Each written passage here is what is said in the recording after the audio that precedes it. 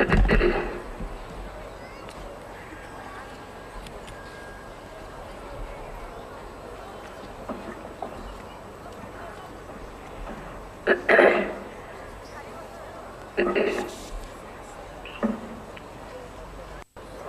रखा दी,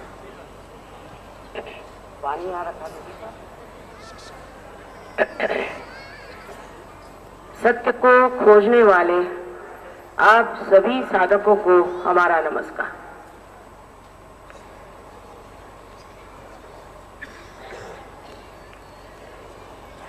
माफ करिए, इन लोगों ने कहा था कि 8 बजे से पहले मत पहुंचिएगा, तो जो लोग वाकई में सहयोग में अपनी जागृति चाहते हैं वो बैठे रहेंगे और बाकी के चले जाएंगे। एक कारण ये, दूसरा ये कि हम कुछ सहयोग के बारे में बताएंगे और कुछ परदेसी लोग आपके सामने गाना गाना चाहते थे।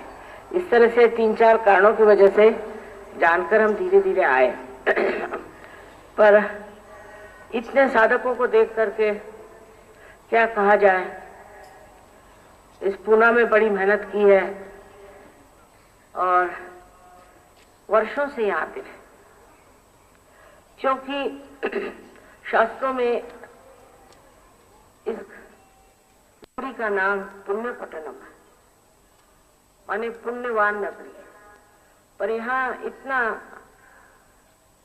कुछ गड़बड़ मामला था जब हम आए, और उसके बाद ऐसे यहाँ गड़बड़ गुरु लोग आ गए, जिसके कारण पूना की जो आध्यात्मिक स्थिति थी वो बहुत खराब हो गई। बहुत से लोगों ने हमें सताया भी बहुत यहाँ पूना में, और उससे कोई हमें हानि नहीं हुई, किंतु लोगों की जरूर हानि हो गई।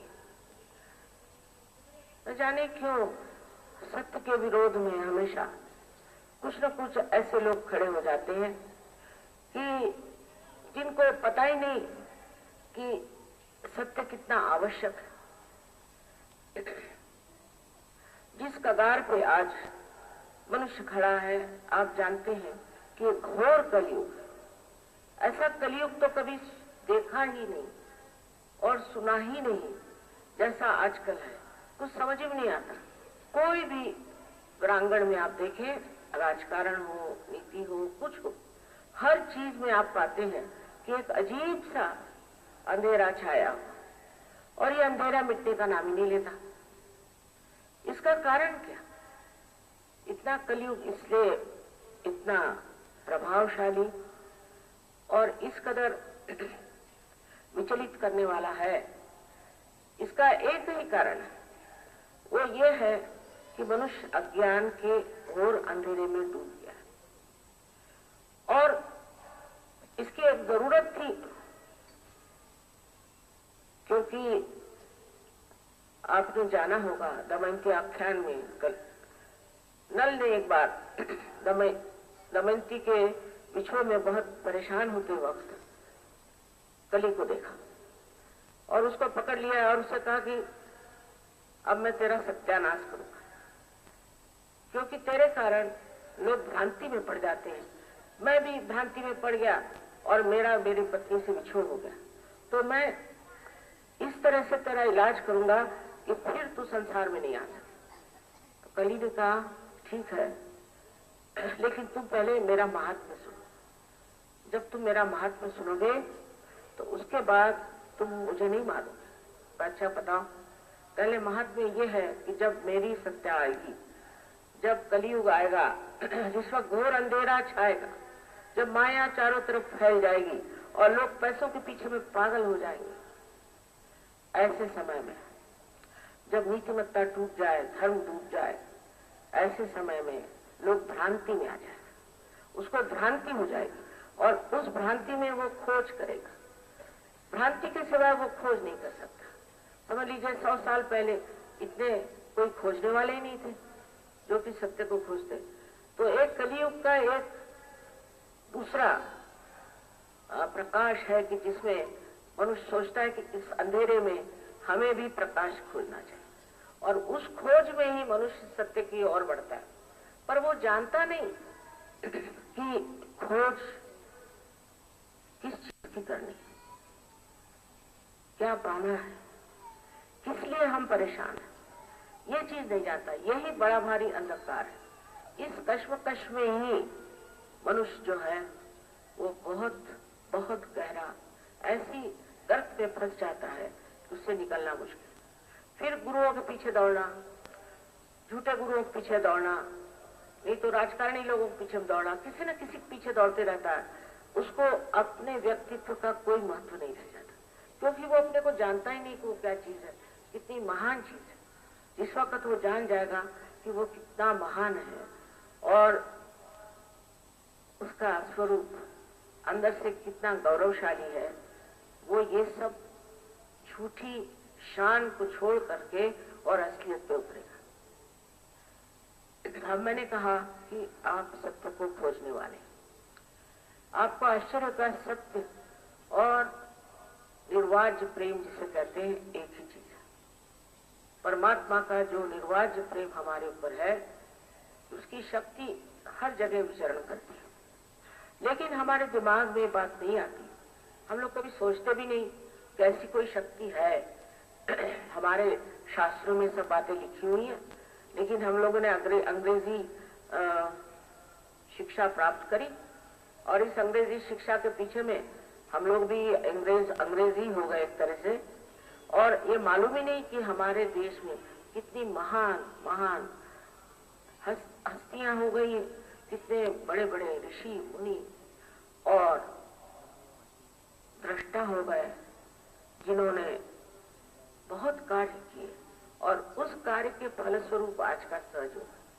फर्क इतना ही है कि पहले एक इंसान को एक ही इंसान या एक गुरु, सदगुरु कहना चाहिए, एक ही आदमी को और रियलाइजेशन देना,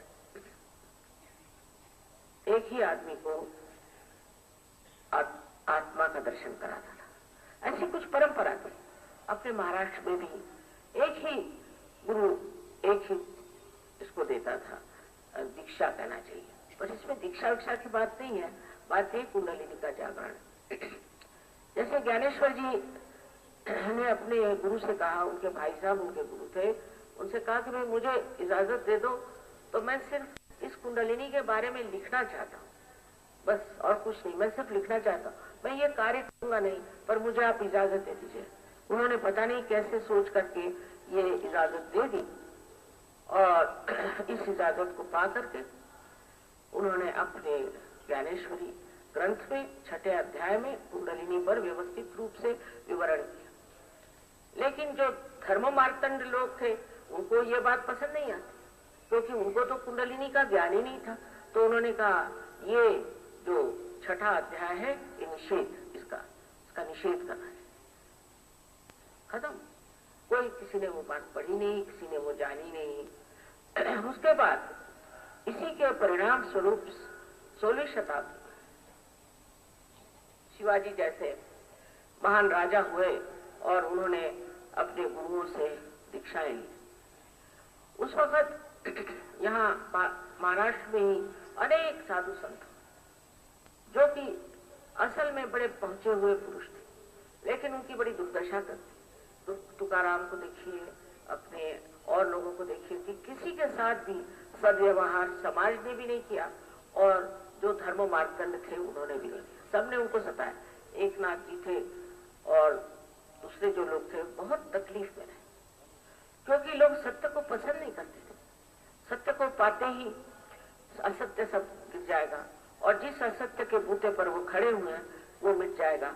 इसलिए वो नहीं चाहते थे कि कोई साधु संत या कोई पहुंचा हुआ ऐसा धर्म बड़ा आध्यात्मिक है तो उससे कोई भी चीज सीखना या उससे कोई भी चीज मानना बड़ा मुश्किल है। किंतु 16वीं शताब्दी में हम आपसे कहते हैं कि अनेक जगह इस पर बातचीत हुई। नामदेव गए थे पंजाब में गुरु नानक साहब ने उनको पहचान लिया, क्योंकि गुरु नानक साहब बहुत पहुंचे हुए पुरुष थे। जो पहुंचे होते वही पहुंचे हुए को पहचान सकते, जिसको उसकी परख होती वही जान सकते। नानक साहब ने उनसे कहा कि अच्छा बेटे तुम हमारे साथ रहो, पंजाबी सीखो और पंजाबी में अब कविता लिखो, निराकार बनो। तो उन्होंने पंजाबी में कविता लिखना शुरू की और मैंने देखी उनकी इतनी बड़ी किताब है जिसमें पंजाबी भाषा में नामदेव साहब ने कविता लिखी। नामदेव एक साधारण दर्जी थे और गोरा कुम्हार जो कि साधारण, यहाँ कोई एयर कंडीशनिंग नहीं है और आपके सर से निकल रही है ये हवा।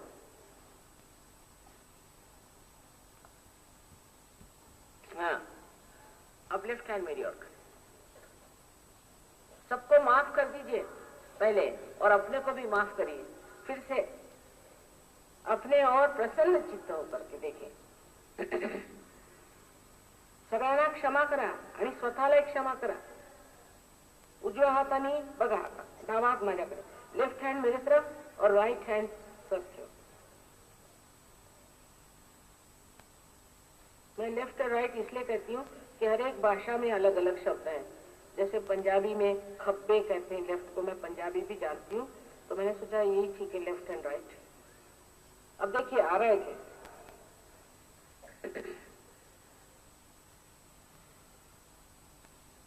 अपने पे शंका नहीं करना। हाँ, अब राइट हैंड मेरे और फिर से एक बार लेफ्ट हैंड से देखिए, किसी किसी को नजदीक आती, किसी को दूर आती।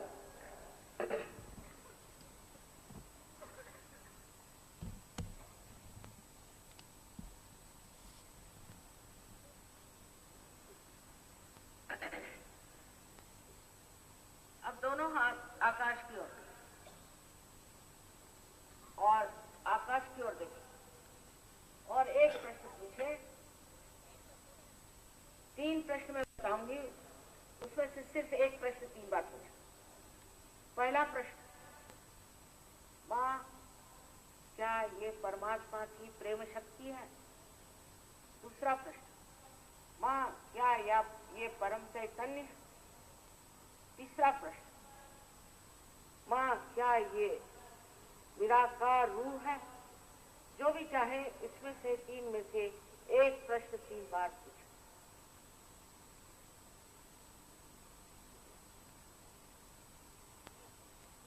हम हाथ पीछे कर लें।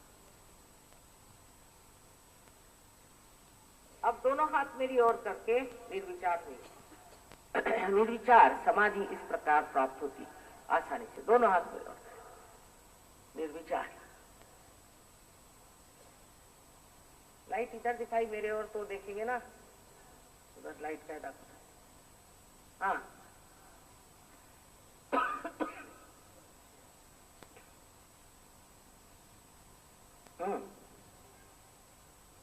किसी किसी को नीचे से आ रही होगी, वो इस तरह से ऊपर ले ले।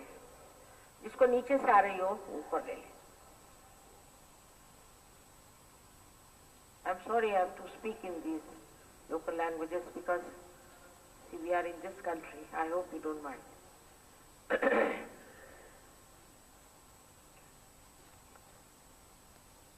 निर्विचार हो जाए।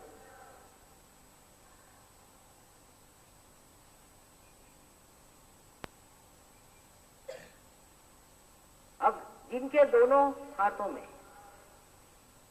हथेली में या उंगलियों में या तालू से, ज्यांच्या दोन्ही हातात म्हणजे तळव्या आणि बोटांवर किंवा टाळूतून ठंडी या गरम हवा रही, ठंडी या गरम, थंड किंवा गरम हवा येत असेल, ऐसे सब लोगों ने दोनों हाथ ऊपर करना चाहिए। ऐसे सब लोग दोनों हाथ ऊपर कर, ऐसे सर्व लोग दोनों हाथ ऊपर कर।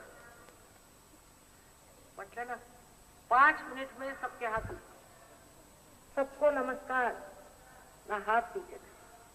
आप सब हो गए, पार हो गए। ये इस भूमि का उपकार है। 2 मिनट में आप लोग पार हो जाते, हजारों लोग। अब कम से कम इस आत्म साक्षात्कार का अभिमान रखिए और इसकी इज्जत रखिए।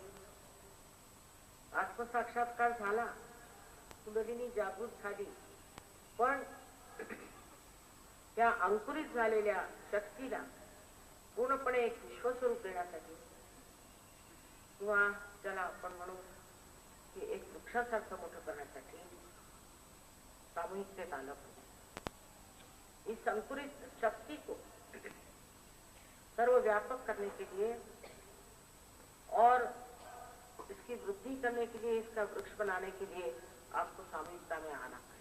नम्रता पूर्वक कृपया जहाँ भी हमारे सामूहिक प्रोग्राम होते आप सब लोग बताएं। अनंत आशीर्वाद सबको।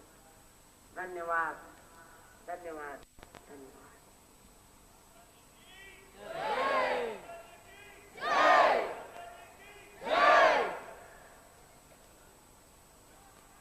एक गाणं ऐकून जा। बसा बसा, थोडा वेळ बसा, आणखी 2 मिनिटं एखादं गाणं यांना म्हणू द्या, त्यांचा शौकच पूर्ण नाही झाले।